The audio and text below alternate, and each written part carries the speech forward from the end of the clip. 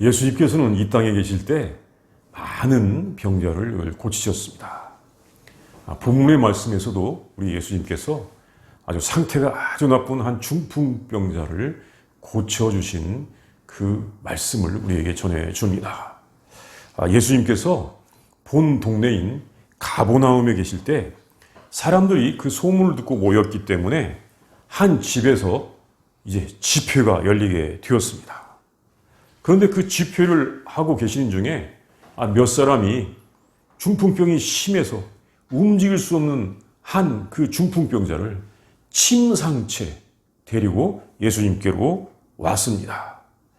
많은 사람들이 모인 곳에 한 병자가 침상채 오니까 그곳이 조용했겠습니까? 요란함이 있었겠습니까? 상당히 큰 요란함이 있었습니다. 예수님을 비롯해서 많은 사람들이 그들을 주목해서 볼 수밖에 없었을 것입니다. 마가복음에 보면 더 자세히 나와 있는데 사람들이 너무 많아서 예수님 앞에 그 병자를 데리고 갈 수 없기 때문에 그 지붕에 구멍을 내고 지붕을 뚫고 그 중풍병자를 침상채 예수님 앞으로 이렇게 내렸다고 하는 것입니다. 그때 예수님께서 그것을 보시고 이렇게 말씀하셨습니다. 작은 자야 안심하라. 내 죄사함을 받았느니라. 그 병자에게 그렇게 말씀하신 것입니다. 그러자 이 말씀을 듣고 있던 서기관들이 이렇게 생각을 했습니다. 이 사람이 신성을 모독하고 있구나.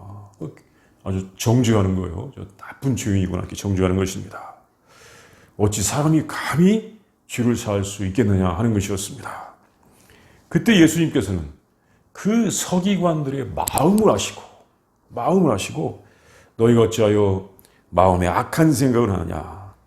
내 죄사함을 받았느니라 하는 말과 일어나 걸어가라 하는 말 중에 어느 것이 쉽겠느냐라고 하신 다음에 그러나 인자가 세상에서 죄를 사하는 권능이 있는 줄을 너희로 알게 하려 하노라 이렇게 말씀을 하셨습니다. 그리고 나서 그 중풍병자에게 다시 말씀하셨습니다. 내 침상을 가지고 집으로 가라. 그러자 꼼짝 못하던 그가 일어나서 침상을 들고 집으로 갔다고 합니다. 이것은 거기에 있던 사람들을 깜짝 놀라게 하는 기적이었습니다. 그래서 사람들이 이것을 보고 하나님께 찬양을 하며 영광을 돌렸습니다. 이것은 예수님께서 한 병자를 고쳐주신 기적의 사건입니다. 그리고 예수님께서 누구이신가를 우리에게 알려주시는 귀중한 말씀이 되는 사건입니다. 본문의 말씀을 보도록 하겠습니다. 첫 번째는 예수님께서 중풍병자에게 먼저 죄사함을 받았다고 선언하셨는데 이것은 예수님께서 세상에서 죄를 사하는 권능이 있는 것을 사람들이 알기를 원하셨습니다. 온몸이 마비되어서 침상채로 들려온 중풍병자에게 먼저 죄사함을 선포하시는 예수님. 이것은 어찌 보면 그 중풍병자와 그를 데려온 사람들에게 뜻밖의 말씀이었을 것입니다.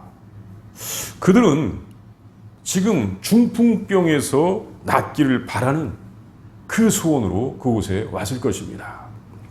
그때 예수님께서 왜 그에게 먼저 죄를 용서받은 것을 선언하셨을까요?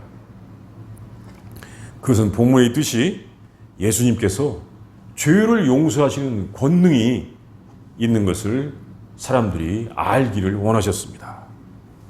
인자는 이 땅에서 죄를 용서하는 권능이 있다. 그리고 이렇게 죄를 용서하는 것, 죄 용서함을 받는 것이 더 먼저이다. 이것을 예수님께서 알려주시기를 원하셨습니다. 지금 당장의 병에서 낫는 것보다도 죄 용서를 받는 것, 그것이 더 먼저다. 이것을 주님께서 알려주시기를 원하셨던 것입니다. 사실 그간에 예수님께서는 많은 병자들을 고쳐주셨습니다. 이미 여러 회당에서 천국 복음을 전파하시면서 병자들을 고쳐주셨습니다. 마태복음 4장부터 그 말씀이 나오고 있습니다. 그 후에 예수님께서 많은 병자들을 정말 기적으로 고쳐주신 말씀들이 많이 있었습니다. 그 소문이 퍼졌고 이 중풍병자도 그 소식을 듣고 오게 된 것입니다. 아마 그동안에 사람들에게 예수님에 대하여 알려지는 것은 그분은 병을 고치는 능력이 탁월하대. 그분은 우리들에게 병을 고치러 오신 분이야. 이렇게 알려졌을 것입니다. 그분은 병을 고치시는 분이야. 이런 식으로 사람들은 예수님을 생각하고 있었을 것입니다.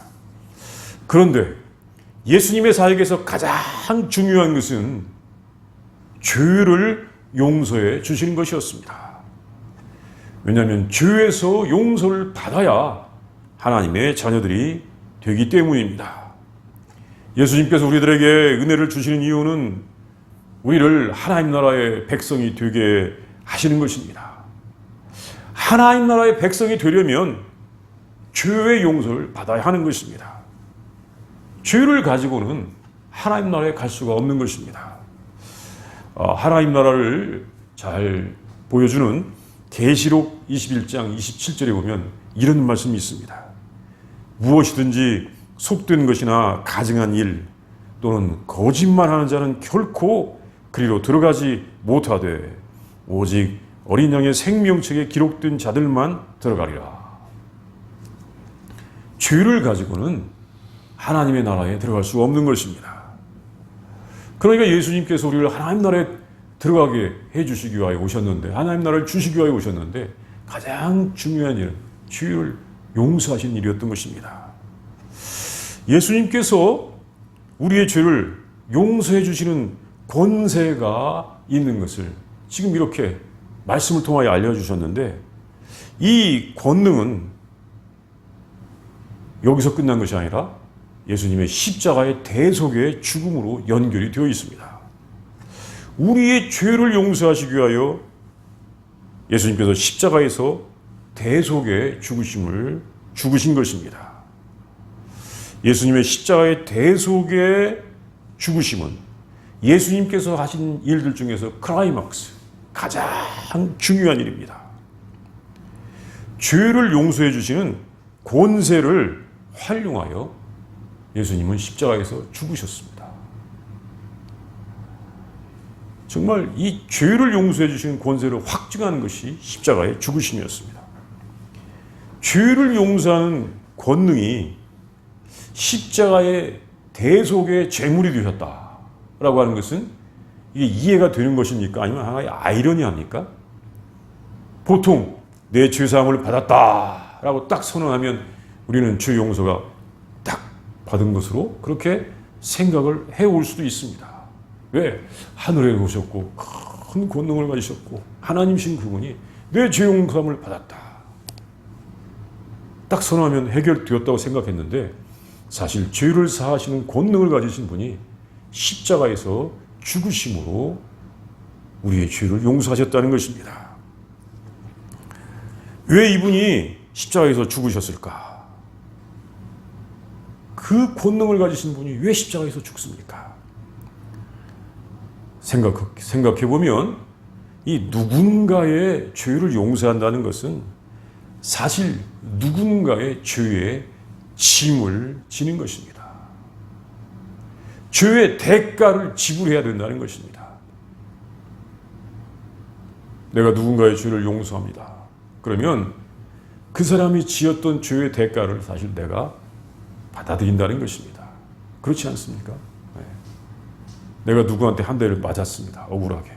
근데 그 사람을 용서해야 돼요. 그럼 나도 가서 한 대 때리고 그 사람 용서합니까? 내가 그 사람한테 한 대 맞은 것을 다 내가 담당하고 용서해야 된다는 것입니다. 그런데 예수님께서 그 사람의 죄의 대가를 담당하시고 용서하시는 것입니다. 예수님께서 그 죄의 대가를 지불하시겠다는 것입니다. 그러니까 이 권세를 가지고 자신이 희생이 되셨다. 권능을 가지고 자신이 제물이 되셨다. 이것이 예수님께서 보여주시는 놀라운 일이었습니다. 권능은 남을 굴복시키기 위하여 활용하시는 것이 아니라 권능은 남의 짐을 지셨다는 것입니다. 권능이 희생이라고 하는 것을 보여주셨습니다. 이것이 하나님 나라의 모습입니다. 우리 굉장히 익숙하지 않은 개념입니다. 권능하면 내가 남을 굴복시키고 내가 마음대로 휘두를 수 있는 하나의 권능으로 생각하는데, 그 능력으로 생각하는데, 그 권능이라는 것이 남의 짐을 져주는 것이라는 것입니다. 희생이 되는 것이 권능이라는 것입니다. 지금까지 우리가 이 하나님 나라의 모습, 예수님께서 보여주신 하나님 나라의 모습을 보면서 많이 이 아이러니한 모습을 보는데, 여기서도 아주 결정적인 그 모습이 나타나고 있습니다.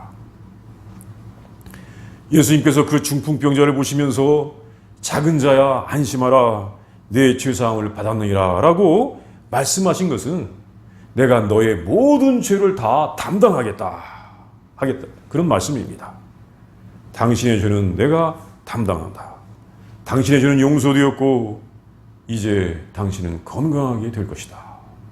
당신의 죄는 용서되었고 이제 당신은 하나님 나라에 가게 될 것이다. 그 말씀인 것입니다. 굉장히 중요한 말씀을 우리가 여기서 볼 수가 있는 것입니다. 이제 두 번째는 이 중풍병자는 어떻게 죄 용서를 받았을까요? 예수님께서는 그들의 믿음을 보시고 이 중풍병자의 죄를 용서하셨습니다. 이 중풍병자가 예수님 앞에 나타났을 때 예수님께서는 그때 도착하는 그들의 믿음을 보시고 죄 용서를 선언하셨습니다. 그들의 믿음을 보시고 죄 용서의 은혜를 주셔서 질병이 없는 하나님의 나라를 주신 것입니다. 이제 그의 질병도 낫게 될 것을 알려주신 것입니다. 그들의 믿음이 그에게 하나님의 나라를 받도록 하였습니다. 하나님 나라를 받는 그 믿음이 무엇입니까? 그들은 어떻게 그 믿음을 예수님께 보여주었습니까? 이 중풍병자가 예수님께로 온다는 것은 엄청난 결단과 수고가 있었던 것입니다. 누군가는 예수님 앞에 한번 나옵니다. 그분이 어떤 분인가? 내가 그분의 말씀을 한번 들어보겠다. 아니 도대체 그분이 나를 어떻게 인도할 것인가를 한번 보겠다고 나오기도 합니다. 그런데 이 중풍병자는 정말로 쉽게 나올 수 없는 상태에서 나온 것입니다. 자기가 직접 움직일 수 없는 사람이었습니다. 또는 누군가의 어깨에 의지하여 부축을 받고도 나올 수 없는 사람이었기 때문에 침상체로 온 사람이었습니다. 몇 사람이 그 사람과 함께 왔습니다. 가족이나 친구들, 이웃들의 도움으로 올 수 있었습니다. 그는 정말로 혼신을 다하여서 예수님께로 왔습니다. 이 본문에서는 간단하게 전해주었지만 마가복음이나 누가복음에도 자세히 나오는데 거기 보면 사람들이 거기에 아주 가득 모여 있었습니다. 이 움직일 수 없을 정도로 모였었다고 합니다. 들어갈 수가 없었습니다. 어지간해야 여기 지금 환자가 있으니까 좀 비켜주세요 하는데 너무나 많이 사람들이 모였기 때문에 거기에 들어갈 수가 없었던 것입니다. 그래서 이분들이 아이디어를 낸 것이 지붕으로 올라갑시다. 지붕에 올라가서 지붕을 해체합시다. 지붕에 큰 구멍을 냅시다. 그리고 예수님 앞에 침상치에 달아 내립시다. 그렇게 했습니다. 이것은 조용하게 말씀을 듣고 있던 사람들에게 큰 방해가 될 일이었습니다. 그리고 많은 비용과 수고도 감수해야 될 일이었습니다. 물론 그 나라의 가옥의 구조는 그냥 이 천장, 이 지붕에다가 나뭇가지를 올려놓고 거기다가 종려가지 같은 걸 올려놨기 때문에 간단했다고 할지 몰라도 어쨌든 원상복구로 해주려면 이게 쉬운 일이 아니었을 것입니다. 그러나 그들은 기꺼이 감당할 마음이 있었습니다. 대단한 확신, 정말 대단한 실력 없이는 할 수 없는 일들을 그들이 한 것이었습니다. 최고의 결단을 한 것이었습니다. 정말 예수님께 대한 큰 믿음이 없었다면 그 자리에 올 수가 없었던 것입니다. 예수님께서는 이들에게서 이 믿음을 보셨습니다. 당장에 우리 예수님께서 말씀을 전하는 일이 방해를 받더라도 그들에게서 큰 믿음을 보셨던 것입니다. 그리고 이 사람들은 서로 협력하였습니다. 병자를 침상에 들고 와서 지붕을 뜯고 내린 것으로 볼 때 몇 사람이 할 수 있을까요? 적어도 4사람. 병자를 잘못하면 엎어버리면 어떻게 됩니까? 안 되니까 정말 균형을 잡기 위해서는 적어도 4사람이 협력이 필요한 것입니다. 그들은 한 마음이 되어서 그 병자를 데리고 온 것이었습니다. 한 병자를 고치기 위하여 몇 사람이 협력하는 것. 2-3사람이 내 이름으로 모인 곳에도 내가 너희와 함께하리라 고 주님 말씀하셨는데 정말 여긴 적어도 4사람인데 이렇게 몇 사람이 협력하는 것. 이것은 예수님께서 기뻐하시는 일, 또는 강조하는 일이었습니다. 이것은 그 이웃들이 환자를 사랑하는 일이었고 또 기도로 말하면 중보기도하는 일이었습니다. 하나님의 나라의 백성의 모습을 그들이 보여주고 있었던 것입니다. 그것을 보시고 예수님께서 작은 자야 안심하라 내 죄사함을 받았느니라고 선언하시면서 또 그의 병을 즉각 고쳐주셨던 것입니다. 예수님께서는 우리들의 믿음을 보십니다. 그 믿음은 우리의 태도를 통하여 어떤 형태로든 보여지게 되어 있습니다. 그 보여지는 모습은 상황에 따라서 다를 수 있습니다. 모두가 지붕으로만 올라가야 믿음이 있다 그런 것은 아닙니다. 어떤 사람은 도리어 지하실로, 어떤 사람은 골방으로 들어갈 때 진정한 믿음이 있을 수가 있습니다. 나는 소란함을 피하여 지하실로 내려갑니다. 이것이 주님 앞에 대한 간절함이 있다면 그것이 진정한 믿음일 수도 있습니다. 모습은 다릅니다. 중요한 것은 예수님께 대한, 예수님을 향한 간절함이 있어야 한다는 것입니다. 예수님의 말씀에 대한 간절함이 나타나는 것, 그것이 믿음입니다. 예수님을 믿는 믿음은 예수님의 말씀에 대한 간절함으로 나타나고 그것은 죄 용서를 받게 하고 우리에게 하나님의 나라를 받도록 하는 것입니다. 이제 3번째는 예수님 앞에 있어도 아직 믿음이 없는 사람이 있고 오래도록 비판자로 남아있는 사람들도 있습니다. 그 이유는 자신이 예수님보다 더 우월하다고 생각하기 때문입니다. 예수님께서 그 중풍병자에게 죄의 용서를 선언하시면서 그 중풍병을 고쳐주실 때 그 자리에 많은 사람들이 있었고 특별히 여기저기에서 온 서기관들이 있었습니다. 서기관들은 당시에 이 하나님의 말씀을 손으로 쓰는 기록한 사람들이었습니다. 당시에 인쇄술이 발전하지 않았기 때문에 손으로 썼습니다. 그 사람들은 문자를 알고 있었고 하나님의 말씀을 안다고 하는 사람들이었습니다. 배운 사람들, 문자를 아는 사람들이었습니다. 그 서기관들은 예수님께서 그 병자에게 아들아 안심하라 내 죄사함을 받았느니라고 말씀하실 때 마음으로 이렇게 생각했습니다. 이 사람이 신성을 모독하고 있구나. 마음의 생각이에요. 입으로 표현한 건 아니었습니다. 이 말을 잘 이해할 수 있는 말씀이 이 마가복음에 나오는데 그 마가복음에 보면 이 사람이 어찌 이렇게 말하는가. 신성 모독이로다. 오직 하나님 한 분 외에는 누가 등이 죄를 사하겠느냐라고 이야기했습니다. 오직 하나님께서만 죄를 사할 수가 있는데 어떻게 감히 당신이 죄를 사한다고 말할 수가 있냐는 것입니다. 하나님께서만 죄를 사하실 수 있다. 정말 맞는 말입니다. 정말 죄 용서는 하나님께서만이 하실 수가 있습니다. 그런데 서기관들이 잘 몰랐던 것은 예수님께서 하나님이시라는 것을 몰랐던 것입니다. 이것이 정말 큰 문제였습니다. 그래서 예수님께서 하신 말씀을 신성 모독이라고 하는 큰 죄로 해석을 했던 것입니다. 대부분의 서기관들이 예수님을 무시했습니다. 자기들은 문자를 알고 있고 하나님의 말씀을 알고 있다고 하는 것으로 예수님을 무시한 것입니다. 그런데 정작 이 사람들이 잘못했던 것은 예수님을 모르고 있었습니다. 자기들은 문자를 알고 하나님의 말씀을 안다. 그러면서도 예수님을 모르고 있었습니다. 사실 이 사람들은 하나님도 모르고 있었던 것입니다. 예수님께서 하시는 일을 보고 하나님을 알아야 되는데 자기들이 하나님을 안다고 하면서도 예수님을 대적한다는 것은 하나님을 모르고 있었다는 것입니다.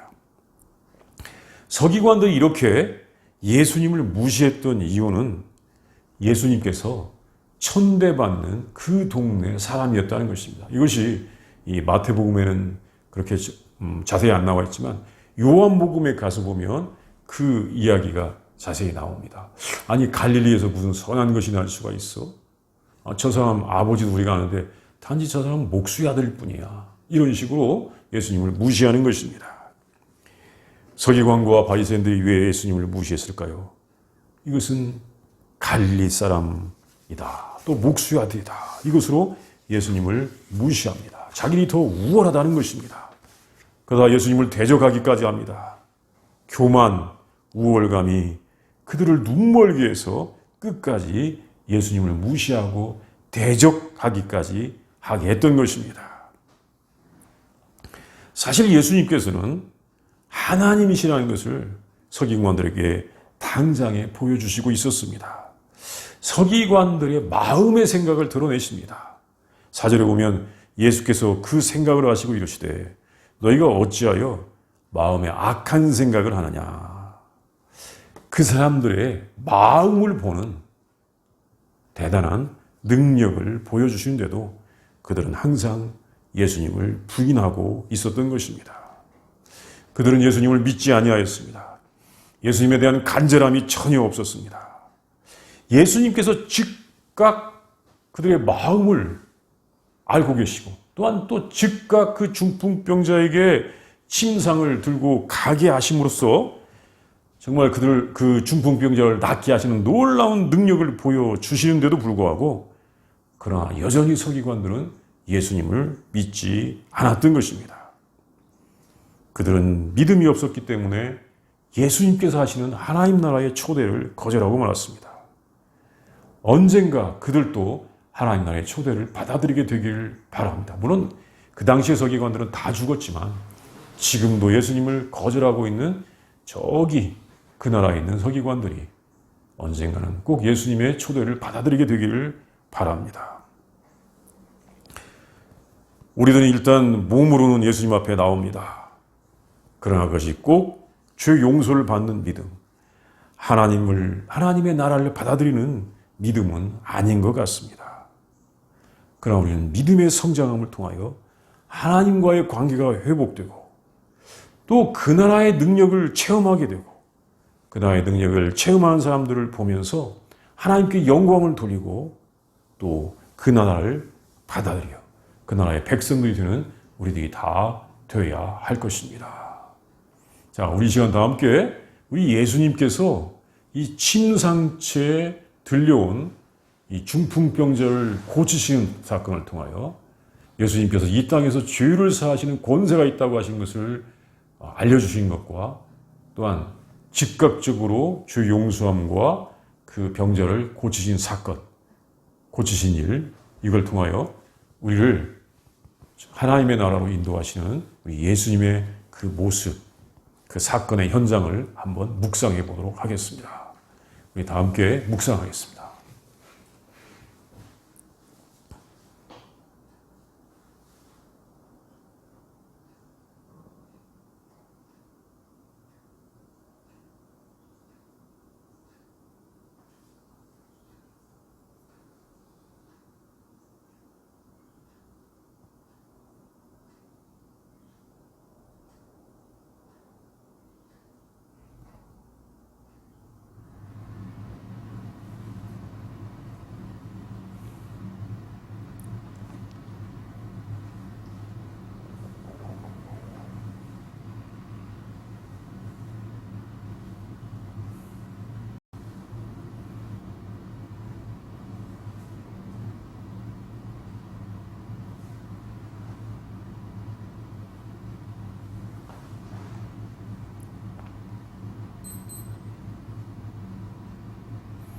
우리에게 하나님 나라를 주시기 위하여 이 땅에 오셔서 십자가에서 대속의 제물이 되시어 우리의 죄를 다 담당하시고 용서하여 주신 예수님 참으로 감사를 드립니다.